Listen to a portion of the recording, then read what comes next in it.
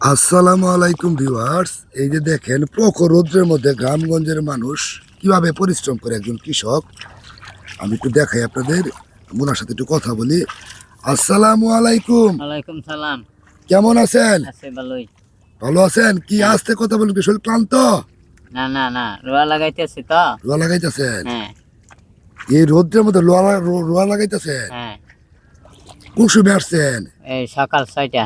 সকাল থেকে তো তেজ অনেক। হ্যাঁ, তাহলে আজকে যে কাজ যে করতেছেন, ময়নাটা কত করে আজকে? মানে 700-600 বসছে। 600। আপনি কত পাবেন? আমরা তো আমরা নিজেরা করতেছি, আমরা তো ময়না কম। কম? হ্যাঁ, 600। 600। আচ্ছা, 600 টাকাতে ময়নে যে প্রখর রোদে কাজ করতেছেন, কি আপনাদের কি অবস্থা? 600 টাকাতে কি হয়? 600 টাকা দিয়ে আমার সংসার চলে না। সংসার চলে? পরিশ্রম মর্যাদা বেশি।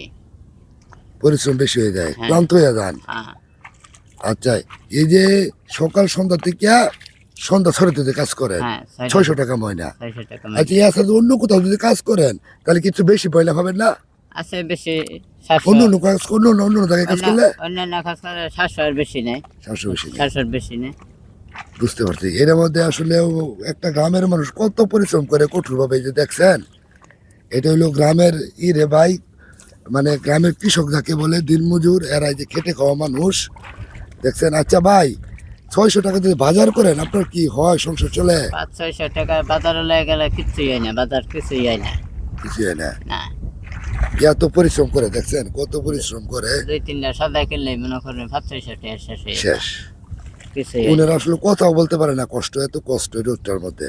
না। আচ্ছা ঠিক আছে, তাহলে কাজ করেন। জি হ্যাঁ, রইলাম। হ্যাঁ। সালাম আলাইকুম।